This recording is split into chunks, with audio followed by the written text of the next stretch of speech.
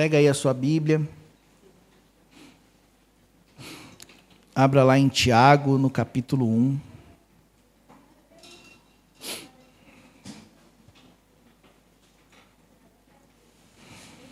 Tiago, no capítulo 1, versículo 2.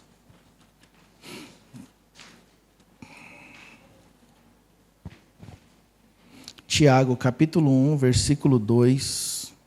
Amém? Pode ler? Fala assim, ó.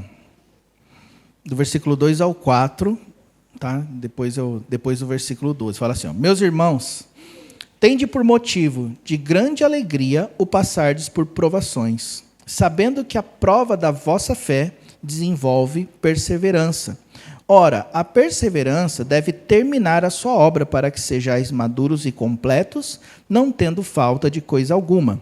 Versículo 12 fala assim: bem-aventurado o homem que suporta a provação, porque depois de ter passado na prova, receberá a coroa da vida que o Senhor prometeu aos que o amam. Amém? Agora, abra lá em Filipenses, volta um pouquinho. Filipenses, capítulo 4. Filipenses, capítulo 4, versículo 13. Filipenses 4, 13.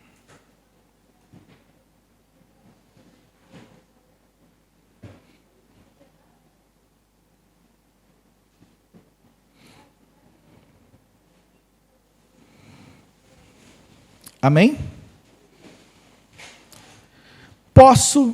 Não, vamos ler o 12? Vamos ler, ó. 12 e o 13. Fala assim, ó. Sei passar necessidade e também ter abundância. Em toda maneira e em todas as coisas, aprendi tanto a ter fartura como a ter fome, tanto a ter abundância como a padecer necessidade. Posso todas as coisas naquele que me fortalece. Amém? Ok. Tema dessa mensagem é: onde está a alegria na provação? Onde está? Quem aqui que fica feliz em ser provado? Ninguém? Claro que ninguém, né? Imagina, ser feliz quando está sendo provado, né?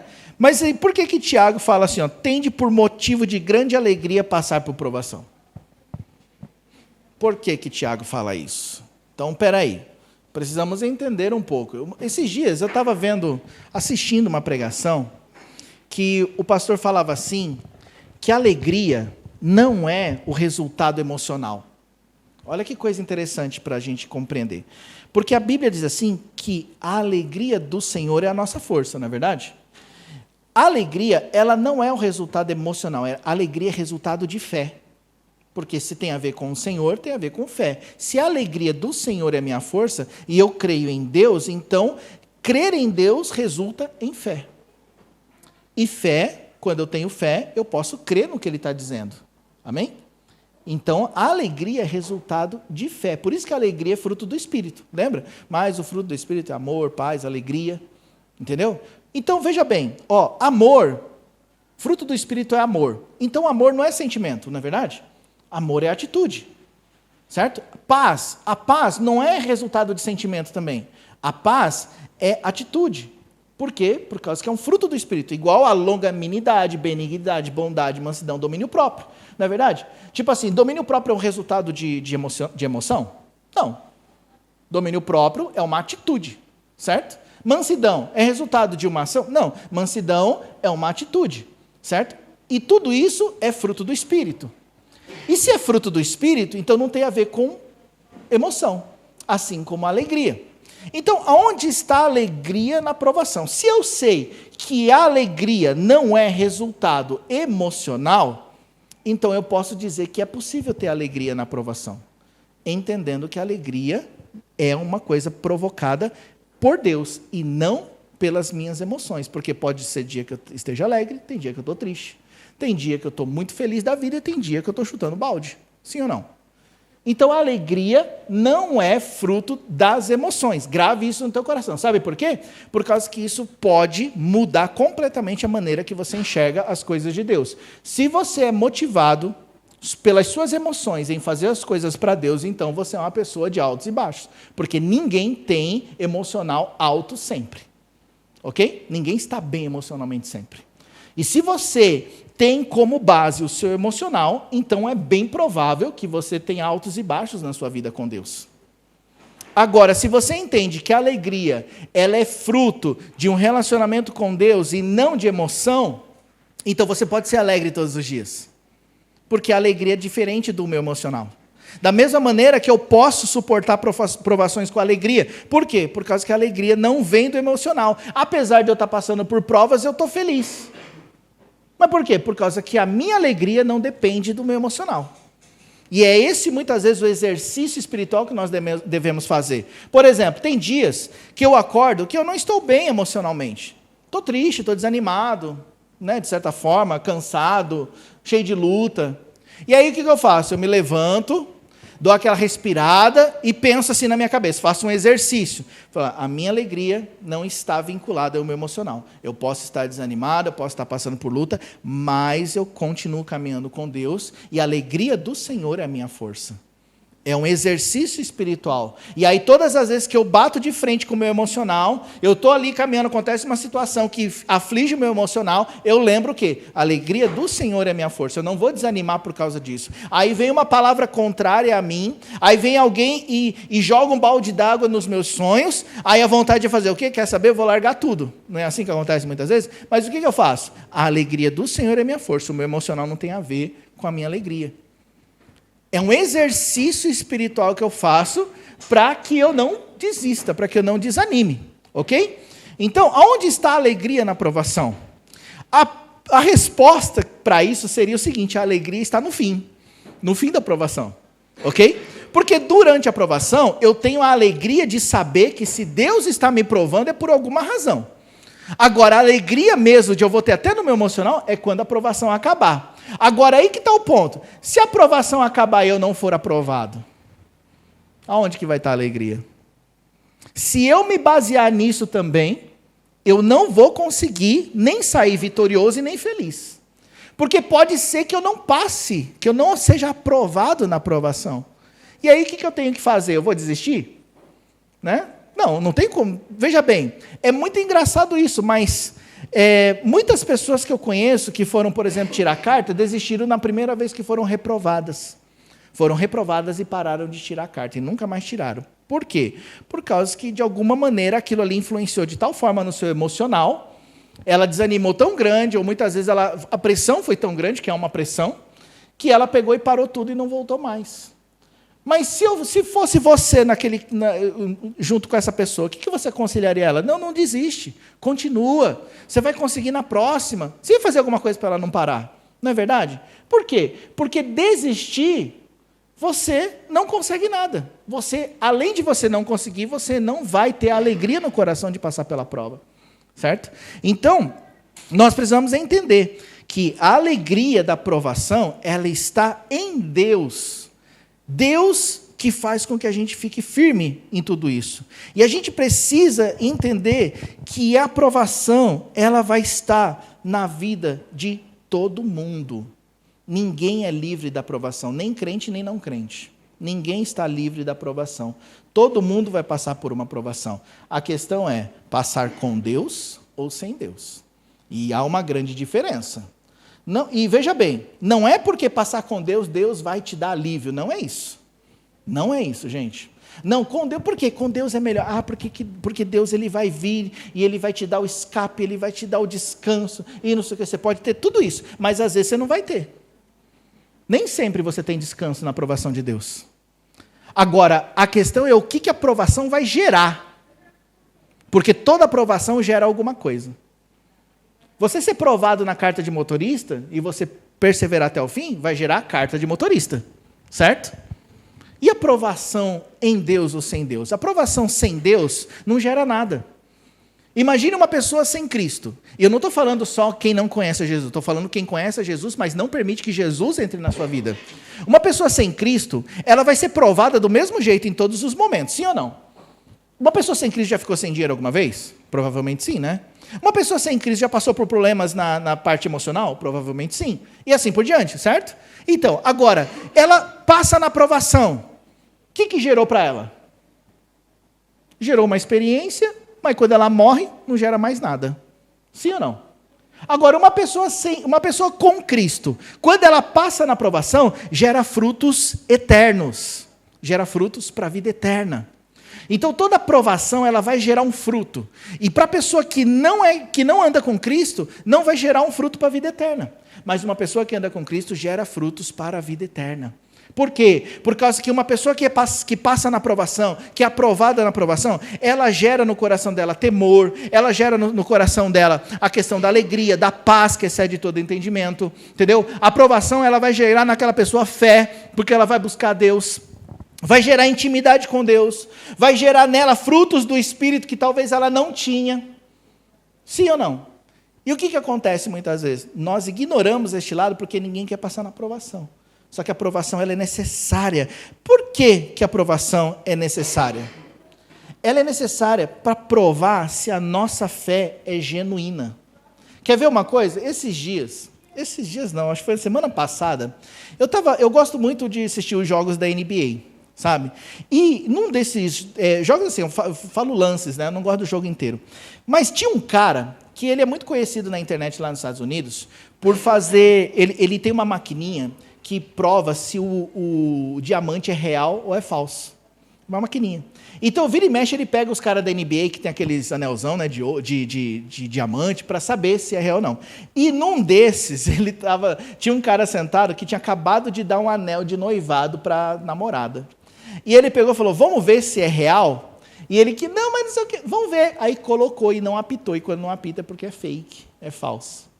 E aí a mulher ficou injuriada, tirou o anel e tacou nele e foi embora. Por que nós somos provados? Para saber se a nossa fé é real ou é falsa. E como que a gente sabe, sem aprovação, que a nossa fé é real ou falsa?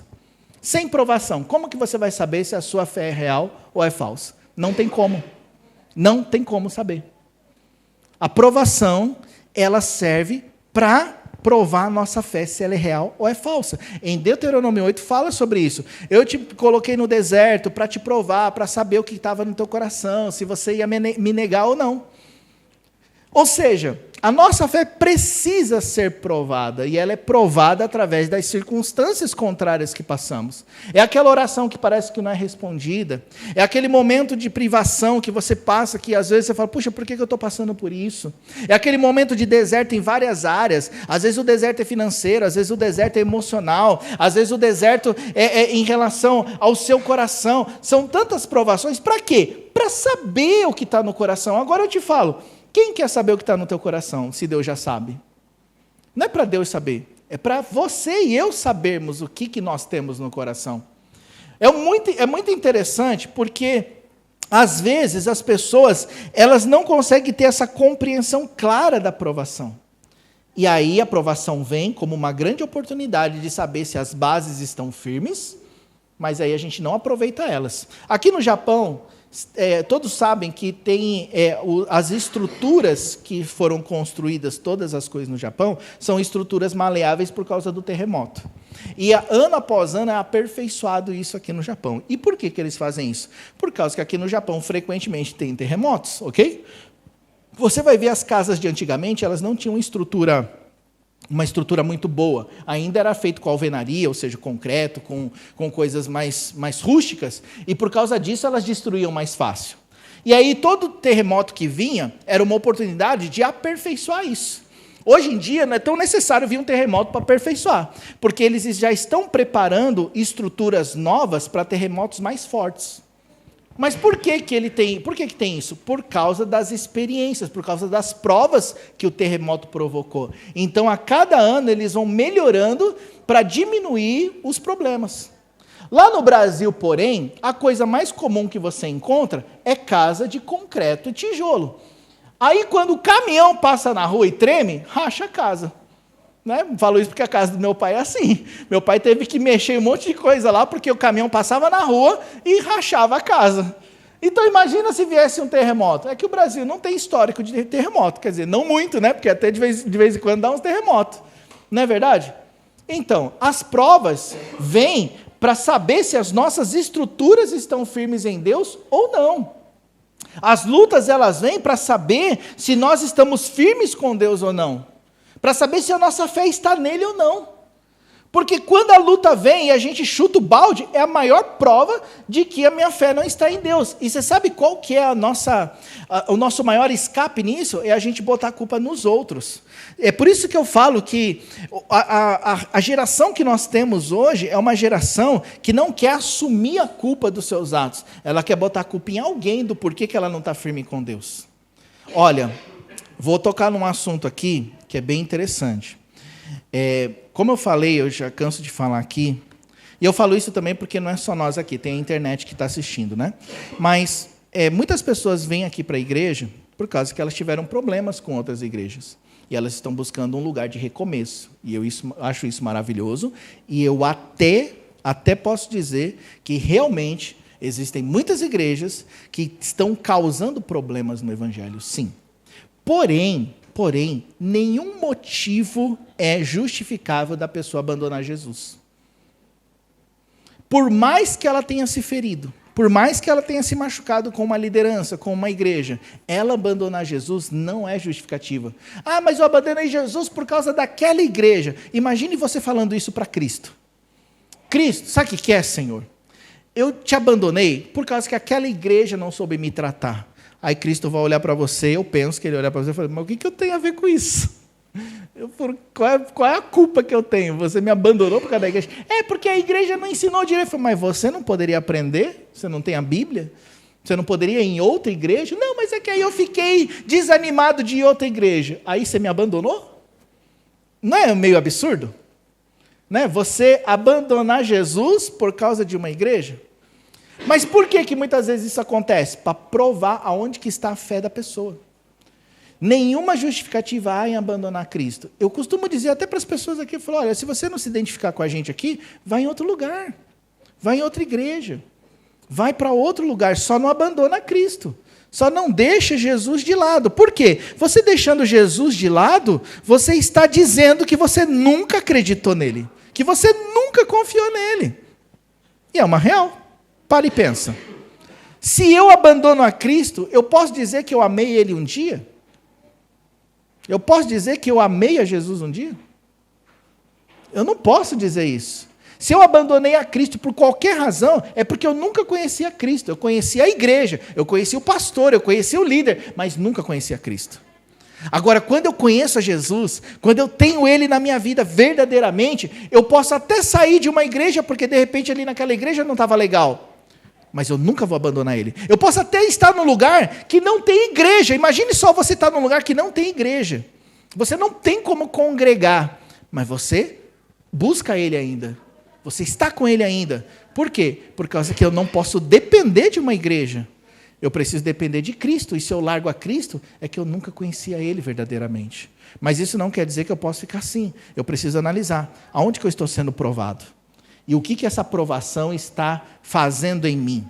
A provação está revelando quem eu sou. A provação revela quem eu sou. A provação não vai revelar o que o meu líder é, o que o meu pastor é, o que o meu vizinho é. A provação revela quem eu sou. E se o meu coração está balançado, se a minha vida está meio que perdida, então talvez eu não tivesse a minha fé em Cristo. Eu tenho a minha fé em outras coisas. Eu costumo dizer às vezes, né, principalmente para os filhos de crente, se seu pai não fosse crente, você iria para a igreja? Se sua mãe e seu pai parassem de ir na igreja, você continuaria indo? Né? É que a gente não consegue responder isso claramente, por causa que não acontece. Mas vai chegar um dia que não vai ter pai e mãe para levar a gente para a igreja. E aí, você vai? Não é verdade? Então, isso é uma coisa muito séria. Então, a gente é provado para saber se a nossa fé é genuína. A gente é provado para nos aperfeiçoar. Tem uma passagem que eu não lembro agora onde está, mas fala sobre o ouro refinado, que é para a gente é como um ouro refinado. Olha só, todo ouro, quando você extrai ele da natureza, Ele precisa passar por um processo de purificação. Ele é colocado em altas temperaturas, naquela alta temperatura que vai subir, que vai sair as impurezas do ouro. Aí, quando saem as impurezas do ouro, sim, aí sim você pode pegar e vendê-lo num valor alto, por causa que ele foi purificado. Ou seja, todos nós somos parecidos com este ouro. Nós somos retirados da natureza, brutos, e precisamos passar pelo fogo de Deus para sermos purificados.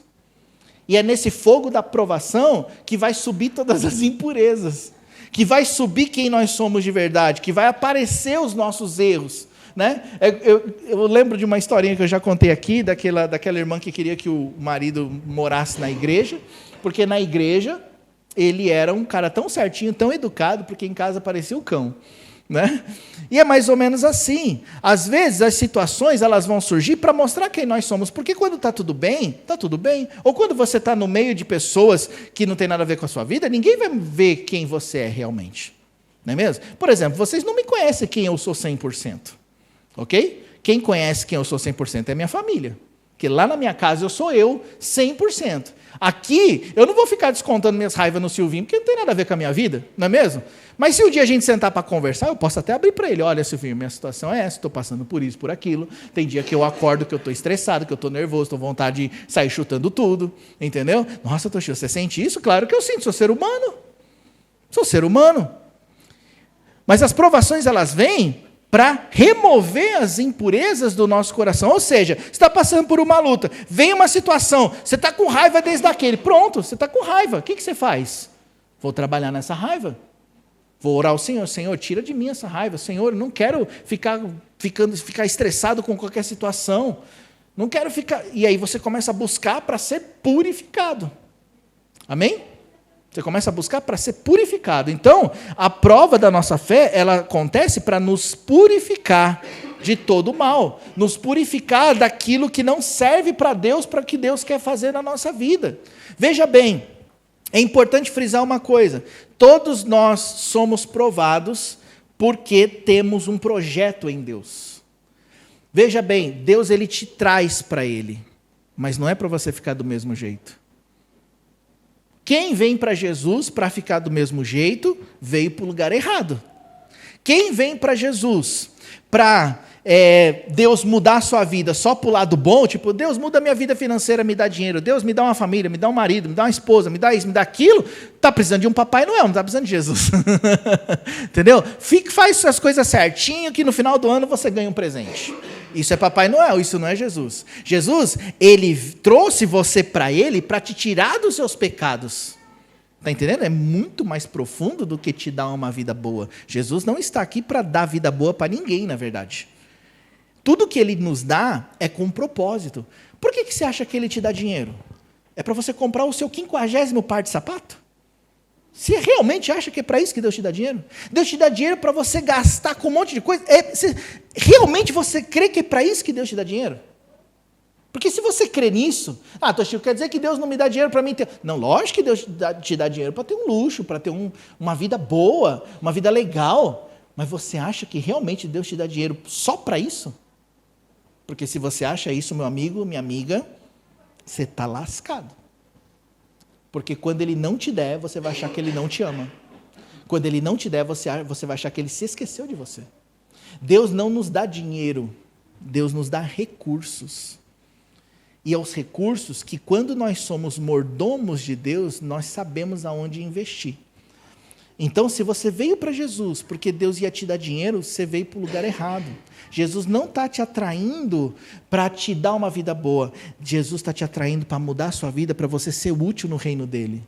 Porque ele tem um projeto para cada um de nós, e por isso que ele nos prova. Ele nos prova por causa do projeto dele para a nossa vida. Porque se não fosse o plano de Deus para a nossa vida, Silvinho, o que a gente faria? Se é salvo, está salvo, morre. Por que você vai ficar sofrendo nessa vida? Quem aqui que ama acordar segunda-feira de manhã para trabalhar no Taifu? Quem que ama isso? Ninguém. Não é verdade? Você ama o seu trabalho, fala aí. Você ama o seu trabalho, você ama aquela fábrica, ama de todo o coração. Não. Então por que você está nessa terra? Se você já conhece Jesus e você já está salvo, para que você está nessa terra? Por causa de um projeto de Deus. E se você entende isso, todas as coisas giram em torno desse projeto, desse chamado de Deus para a sua vida. Então, tudo que você faz, ou tudo que você tem, tudo que você recebe, é um recurso para essa obra. É um recurso para esse projeto de Deus. Então, não caia no erro de achar que Deus te trouxe para Ele para você ter uma vida boa. Pode até ser que você receba a vida boa, mas Ele tem um projeto. E a prova que a gente passa, as provações que nós passamos, nos capacitam para esse projeto. Deus, eu quero ser usado por Ti para ganhar uma multidão para o Senhor. Tá, você não consegue lidar nem com o teu coração, que multidão que você quer ganhar? Então, vamos para a prova. Vamos para a prova. Deus, eu quero ser líder de jovens. Beleza, mas não pode aparecer 3 jovens que você já se envolve emocionalmente. Vamos para a prova primeiro. Vamos lá aperfeiçoar. Não é o correto assim? Deus, eu quero ter recursos para abençoar 1 milhão de missionários. Caramba, você não consegue lidar com 10 mil que você está na mão? Vamos para a prova.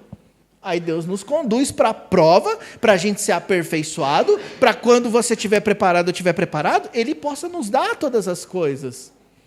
A prova serve para nos aperfeiçoar para o chamado dEle, para nos dar experiência. Olha só, uma coisa, eu sento com as pessoas e 2 assuntos que eu mais falo: problemas familiares e dinheiro.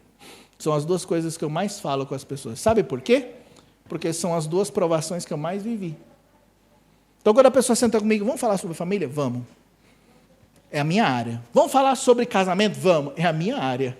Vamos falar sobre relacionamento? Vamos. É a minha área. Vamos falar sobre dinheiro? Vamos. É a minha área. Por que é a minha área? Porque foi o que eu mais passei em toda a minha vida. Posso te ensinar tudo isso por aquilo que eu vivi com Deus. Pelas vezes que eu obedeci e pelas vezes que eu desobedeci. Assim como vocês. Cada um tem a sua área. Você está sofrendo numa determinada área? Você pode ver que sempre existe 1 ou 2 áreas assim que são aquelas que mais bate. São as áreas que Deus vai mais te usar. Por quê? Por causa que é assim que Deus faz. Ele faz a gente passar pela prova para a gente ter experiência. Entendeu? Olha só, quando eu me converti, né, lembra que eu já contei aqui a história antes de conhecer a Raquel. Quantas experiências que eu tive em relacionamentos. Aí as pessoas me procuram para falar sobre isso. Então, Gil, mas o que você fala? Vamos lá, abre o livrinho aí, vamos estudar sobre relacionamento. Porque eu também já fui jovem, já fui solteiro e soube esperar no Senhor. Então vamos sentar sobre isso, porque eu tive a experiência. Entendeu? Então, essa experiência que Deus gera no nosso coração vem através das provas também. Ninguém quer ser provado, mas como saber se a gente é genuinamente cristão sem a prova? Então, no momento que você é provado em dizer sim para Deus e não para o mundo, é nessa hora que você vai ser provado genuinamente se você é cristão. É nessa hora que você vai saber realmente se você é convertido ou não. Eu até queria falar um pouco sobre o culto passado, porque o culto passado a gente falou aqui sobre se converter realmente, sabe? E eu coloquei lá na internet para algumas pessoas assistirem. Se você quiser, não pegou o culto da semana passada, você assiste lá na internet. Mas olha só, como que eu sei que eu sou crente verdadeiramente? É pela provação da minha fé. E muitas vezes, nós nos deparamos com essas realidades de que eu não sou crente realmente. Eu só sou uma pessoa convencida e não convertida. Por quê? Porque o convertido fala não para a carne e sim para Jesus. O convertido, ele decide andar com Deus. O convertido, ele faz a vontade de Deus e não a sua própria vontade. Eu não estou falando que você não pode errar. Vocês estão entendendo? A gente pode errar? Pode. Agora, uma coisa é eu errar porque eu sou crente e outra coisa é eu errar sendo do mundo. O crente, quando erra, se arrepende, pede perdão e busca conserto. O não crente, quando erra, tá bom, errei, continua. Não é assim? Por quê? Porque não tem temor a Deus, não tem respeito a Deus, não tem o entendimento da salvação. Agora, o crente quando erra, puxa, errei, chutei o balde, então agora busca o balde. Né? Quem já ouviu essa frase, né? Chutou o balde, busca o balde. Agora, o não crente, não, ele chuta o balde e deixa o balde lá, certo? Então, nós somos crentes convertidos ou convencidos? E a prova serve para a gente ver isso. Quantas vezes eu me deparei em áreas da minha vida que eu não era crente? Quantas vezes? Mas, meus queridos, hoje eu tenho 18 anos de convertido. Eu fui provado em várias áreas, de várias maneiras, e continuo sendo provado em algumas áreas. Tem horas que eu não entendo, tem horas que eu não consigo enxergar, mas eu não posso deixar de lado o meu Deus. Eu não posso deixar de lado a vontade de Deus. Eu não posso ignorar a vontade de Deus. No meio da prova, você acha que não dá vontade de você fazer umas coisas do mundo? Mas eu sou crente. Eu nasci de novo, eu tenho uma experiência com Deus. Jesus é real na minha vida. Então eu decido pela vontade de Deus, pelo Espírito, e não pela carne. Agora, se constantemente eu decido pela carne, o que eu sou? Crente que eu não sou. Se constantemente eu faço coisas erradas, por mais que eu vá na igreja todo domingo, eu não sou crente. E a aprovação vem para me mostrar isso. E aí tem a oportunidade dentro da aprovação de quê? De consertar, de arrumar, de tomar uma posição com Deus. Então, gente, precisamos entender. A gente só sabe que a gente é cristão verdadeiramente quando a gente é provado. Jesus nos chamou para mudar e não para continuar no pecado. O objetivo da provação é nos mudar, é nos transformar. Uns tempos atrás, uma pessoa, ela perguntou assim para mim: Toshio, às vezes eu me pergunto para Deus assim, por que muitas pessoas que vêm na tua igreja não param na tua igreja? E aí ele falou para mim uma coisa para eu me consertar, falar: olha, toma cuidado com às vezes umas brincadeiras que você faz, isso, aquilo, porque às vezes é por causa dessas coisas que a pessoa não firma, né, com Deus, que não fica na igreja. Irmão, eu recebo, né, porque eu acho que tudo é válido, e o que ele falou: puxa, irmão, vou me vigiar mais, às vezes eu faço uma brincadeira ou outra, às vezes acaba soltando umas brincadeiras, e às vezes tem gente que não gosta mesmo, acaba não ficando na igreja. E eu fui diante do Senhor, eu falei: Senhor, me perdoa, Deus, se eu tenho feito isso, se pessoas às vezes não ficam na igreja por causa disso. E eu lembro o Senhor falando ao meu coração muitas coisas a respeito disso. Falou assim: Toshio, muitas pessoas, a sua brincadeira é o mínimo. Não quer dizer que eu não vá parar de brincar, né? Eu tenho que vigiar também. Mas a brincadeira é o mínimo. O problema, sabe qual é? As pessoas, elas não estão dispostas a se encaixar na vontade de Deus. Elas não estão dispostas a ouvir a Deus. Muitas pessoas que eram para estar aqui hoje não estão, sabe por quê? Não é por causa do Toshio ou por causa da igreja. Elas não estão em igreja nenhuma. Por quê? Por causa que, como eu sempre falo aqui, gente, sempre falo, quando você chega, você é abraçado, você é bem recebido, o pessoal, né, te bajula, você é amado, até o momento que começa Deus colocar você na parede. E aí sabe o que acontece? As pessoas, elas ligam isso a mim. Por quê? Porque eu estou com o microfone na mão. Entendeu? Então eu vou falar as coisas aqui, ó, bem-aventurado o homem que suporta a provação. Meu Deus, Toshio está falando comigo. E eles vão ligar a minha pessoa, mas elas não vão enxergar o que Deus está falando para elas, como Deus está querendo tratar no coração delas. Aí sabe o que acontece? É muito melhor você estar num lugar de conforto do que num lugar de confronto. Não é verdade? E para você não ter confronto de Deus, não adianta você ir na igreja lá da Porta Larga, ou na outra igreja lá que faz... Não, você não pode estar em igreja nenhuma. Porque você estar na igreja, uma hora ou outra você vai ser confrontado. Uma hora ou outra você e eu vamos ser confrontados. Aí sabe o que acontece? As pessoas, elas não ficam na igreja porque elas não querem confronto, elas não querem mudança. Como eu falei aqui, a provação tem como objetivo nos mudar. Quem não quer mudar, ou tem que ter muita garra para ficar sentado nessa cadeira, e basicamente, se você ficar sentado nessa cadeira, você vai estar num ambiente de mudança, ou então você vai ficar na sua casa. Você não vai querer confronto. Quer ver uma coisa que eu sempre falo sobre a internet?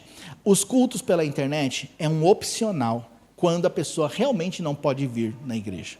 É um opcional. Agora, você sabe por que muitas pessoas optam por acompanhar pela internet? Porque não tem confronto. Não tem confronto. Quer ver uma coisa que confronta? Olha só que absurdo que a gente chega. Você sabe uma coisa que confronta, Wilson, as pessoas na igreja? Agora é o momento de levantar e orar. Então fica de pé e vamos orar. Pela internet, ela não precisa ficar de pé para orar. mas na igreja tem que cumprir uma liturgia. Vamos ficar de pé para orar, vamos adorar a Deus agora. E olha, porque eu dou uma liberdade, quem quiser ficar de pé, quem ficar sentado, eu não fico pegando no pé nessas coisas, né? Mas você sabe que isso é confronto para muita gente. Porque tem gente que não quer ficar de pé quando tem que ficar sentado, tem gente que não quer ficar sentado quando quer ficar de pé, entendeu? E aí, tipo assim, essas coisas já estressam, entendeu? A pessoa ela não quer estar envolvida nas coisas da igreja, porque, olha só, subentende-se que um cristão verdadeiramente cristão, uma vez que ele está inserido num contexto de igreja, ele tem participação. Mas pela internet é melhor, porque você não precisa ter participação nenhuma. Não é verdade? Às vezes você não precisa nem aparecer ali que você está online. Certo? Por que acontece isso? Por que tem essa situação? Por causa que a aprovação tem que um objetivo nos mudar, e a pessoa não quer mudar. Entendeu? Aí, dentro desse contexto aqui de igreja, gente, às vezes você pede conselho, não é mesmo? Olha só, esses dias eu pedi um conselho para um amigo meu, e ele me deu um conselho, e eu falar para você, eu não quis fazer o que ele falou. Ele me deu um conselho, eu falei, cara, eu não quero fazer o que você está falando. Ele falou, você que sabe, você pediu conselho, eu dei. Eu falei, não, eu estou falando aqui sendo honesto, mas eu vou fazer. Mas eu não quero fazer, mas eu vou fazer. Sabe, mas eu não quero, mas eu vou fazer. Por quê? Porque o aconselhamento confronta. Então, Toshio, o que você acha? Eu acho melhor não. Pronto, vou sair da igreja. Sair da igreja, por quê? Por quê? Porque simplesmente fui confrontado num conselho. A aprovação tem como objetivo nos mudar. A aprovação vem para todo mundo, ok? Agora, muda quem quer. A gente só não pode ficar colocando culpa nos outros, na igreja, nas pessoas. Nós precisamos olhar para o nosso coração.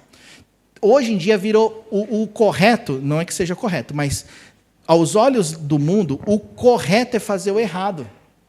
O correto é você não ter compromisso com a igreja. O correto é você não ter compromisso com os homens. Esse que é o correto que está sendo ensinado lá fora. Mas não é o certo isso. É que o mundo virou para esse lado. Você pode ver que... Você sabe, na minha época, pelo menos quando eu me converti, como eu me converti numa igreja em célula, eu tinha um líder. E não foi uma coisa que eu escolhi. Não é assim, Silvinho? Não é uma coisa que eu escolhi ter um líder. Eu cheguei na igreja, o meu cunhado me levou para a igreja, eu fui inserido naquele contexto, então eu já tinha um líder. Meu líder era o meu cunhado.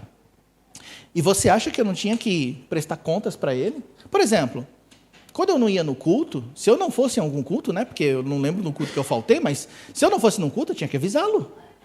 E na época, né, eu não falo isso, que isso é o certo, tá? Mas na época eu até tinha que explicar o porquê que eu não ia no culto. Olha, eu não vou no culto hoje por causa que eu tenho um outro lance.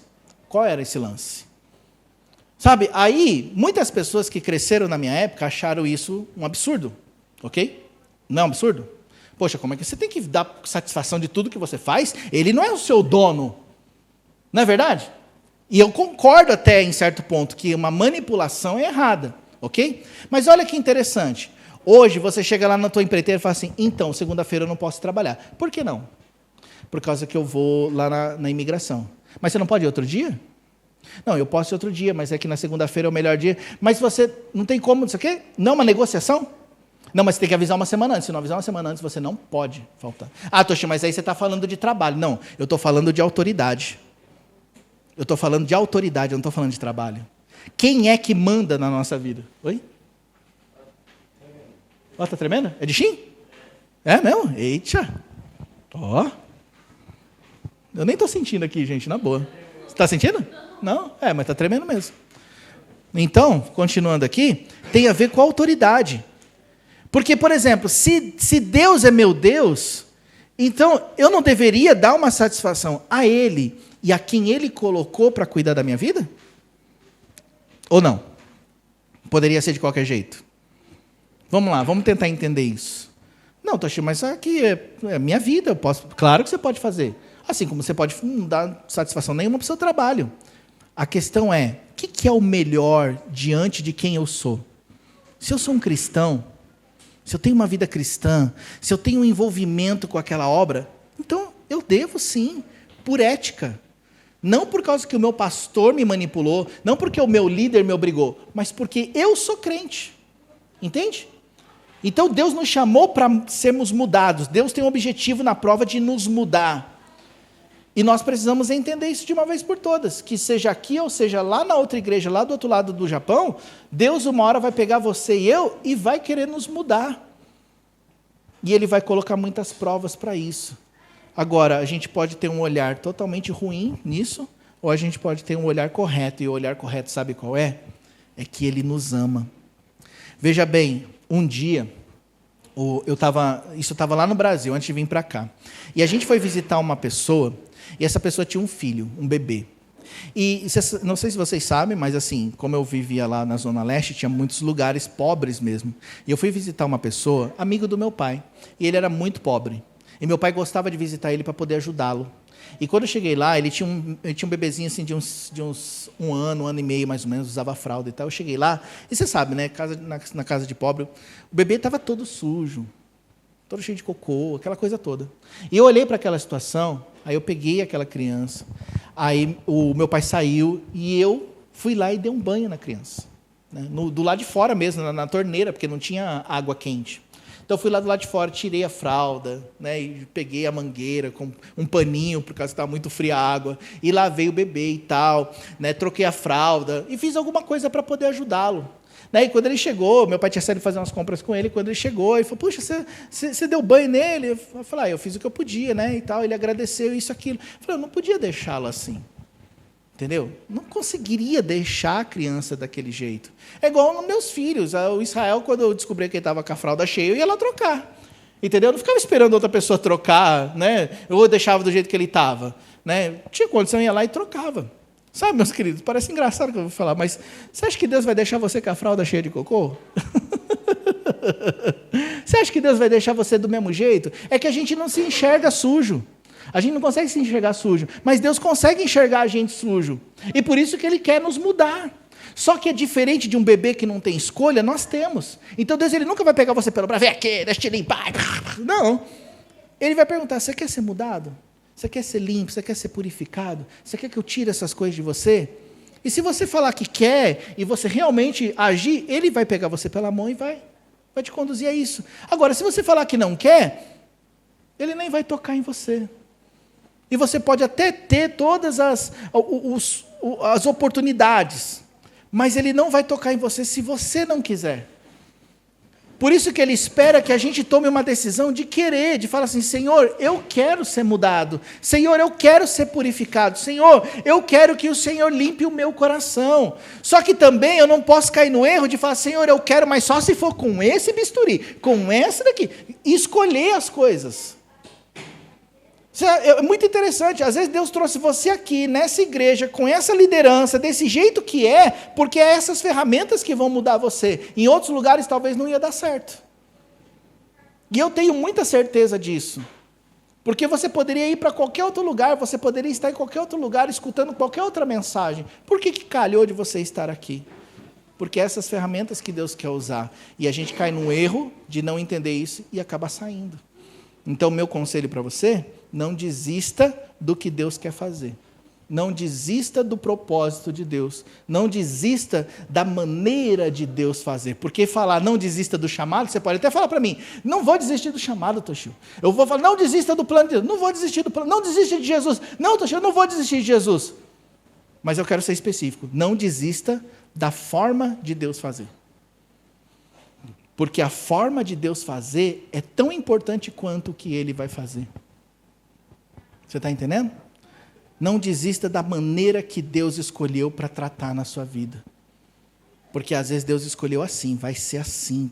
Vou te colocar nessa cama, vou usar essas ferramentas para tratar no teu coração.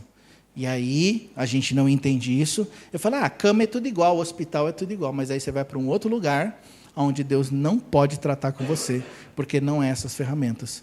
Vai ficar mais um tempo na lista de espera. Não é verdade? Então não desista da maneira que Deus escolheu para tratar você.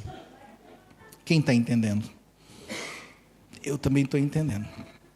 Deixa eu ajudar aqui que agora o rapaz da mesa de som está ocupado, né? Ô Wilson, você vai fazer o seguinte, ó. Você vai... Vou clicar aqui, ó. Aí você só aumenta aqui para mim. Tá bom? Quando eu pedir, aí você aumenta. Vamos ficar de pé para a gente orar? Felizmente, muitas pessoas não puderam estar aqui hoje. Eu entendo, mas eu sei que Deus ele tem as suas maneiras de fazer também. O desejo do meu coração era que realmente todos pudessem ouvir essa mensagem, porque é uma oportunidade que Deus nos dá de mudar. Mas estamos nós aqui, né, meus queridos? Então eu acredito que é a oportunidade de nós mudarmos, de nós sermos transformados. Vamos orar? Feche os olhos um pouquinho, isso você pode aumentar o som. Glória a Deus. Senhor Deus e Pai, quero colocar diante do Senhor o nosso coração, a nossa vida. Senhor Deus, eu creio do fundo do meu coração que essa mensagem, ela veio, Deus, para nos confrontar e para trazer mudança em nossas vidas. Senhor Deus, eu não sei como que está a vida dos meus irmãos, como está a vida dessa pessoa que está acompanhando pela internet, mas eu sei como que está o meu coração, e eu sei, Deus, que as tuas provações, elas têm mostrado quem eu sou, e têm me dado a oportunidade de mudar, Senhor. O Senhor não me chamou para ficar do mesmo jeito, o Senhor não chamou ninguém aqui para ficar do mesmo jeito, o Senhor nos chamou para nos mudar, e Senhor Deus, eu quero te dar essa liberdade de o Senhor fazer o que preciso for para mudar o meu caráter, para aperfeiçoar a minha vida, para que eu possa ser útil para a tua obra, Senhor. E eu quero colocar os meus irmãos diante da tua presença também, pedindo que da mesma maneira o Senhor alcance o coração deles e que em nome de Jesus, ó Deus, eles possam entender, ó Deus, o propósito da provação, o porquê que a provação vem. Deus, eu oro para que em nome de Jesus o inimigo, Satanás, não venha lançar mentiras nos corações, não venha colocar, Senhor Deus, engano na nossa mente, para nos fazer desistir, para sair, Deus, da fila do propósito do Senhor, de sair, ó Deus, das tuas mãos, de sair, Senhor Deus, desse processo que o Senhor tem desenvolvido em nossas vidas. Nós não queremos sair do processo, Senhor, e eu oro por cada um aqui, para que nenhum de nós saiamos do processo, que a gente continue firme no processo, que mesmo quando a gente fale, mesmo quando a gente dê as mancadas, a gente volte para o processo, Senhor, porque quando a gente chegar no fim, é que nós vamos receber realmente a vitória e a alegria, Senhor. Deus, eu oro para que o Senhor possa nos dar esse discernimento de que a tua alegria não está vinculada com o nosso emocional, que a tua alegria, a alegria do Senhor é a nossa força, não é a nossa alegria, não é alegria porque nós estamos bem, acordamos bem, mas é a tua alegria, Senhor, que está vinculada à fé, que está vinculada à tua presença. E eu te peço em nome de Jesus, Senhor, dá-nos discernimento para não cair mais nas ciladas do diabo, Senhor. Deus, eu cancelo agora todo desejo de desistência. Eu cancelo em nome de Jesus toda ação de Satanás fazendo a gente tentar desistir, tentando nos levar, Senhor Deus, a um lugar de desistência, a um lugar, Senhor Deus, de quebrar o teu processo em nossa vida. Senhor, que este mal seja cancelado de nossas vidas agora, em nome de Jesus. E eu te peço, Espírito Santo, nos conduz pelo caminho da verdade, pelo princípio correto, em nome de Jesus. Papai, por favor, peço, Deus, que esta palavra possa gerar frutos em nosso coração, e não seja somente, Senhor Deus, mais um culto, mais uma mensagem, mas que hoje possa se iniciar um novo tempo em nossas vidas, um tempo, Senhor Deus, não somente de passar pela prova, mas entender o que ela está gerando em nós, entender que a prova, ela gera em nós frutos eternos, entender que esta prova está gerando em nós um coração mais entregue a Ti, um coração mais disposto a Te servir, a andar contigo, Senhor. Esta prova está nos purificando, essa prova está nos levando para um lugar mais profundo no Senhor. Por favor, Deus, peço em nome de Jesus que essa verdade possa ser, ó Deus, ministrada, firmada em nosso coração, e que em nome de Jesus, ó Deus, o Senhor mude a nossa vida, mude o nosso coração. Obrigado, Deus, eu te louvo, te agradeço, porque o Senhor acredita em nós. Eu te agradeço porque, Senhor, Tu continua nos amando. Muito obrigado, Pai, em nome de Jesus. Amém. Glória a Deus. Bom, eu sempre falo isso, falo mais uma vez. Nós estamos aqui para ajudar. Eu e minha família estamos aqui para ajudar. Se você quer ser ajudado, se você quer receber ajuda, é só nos procurar.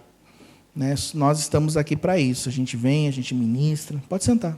A gente ministra a palavra, mas a gente sabe que se não houver o discipulado, se não houver o acompanhamento, muito disso se perde. E como que é o discipulado? O discipulado é a conversa. O discipulado é o relacionamento. Tá bom? Glória a Deus.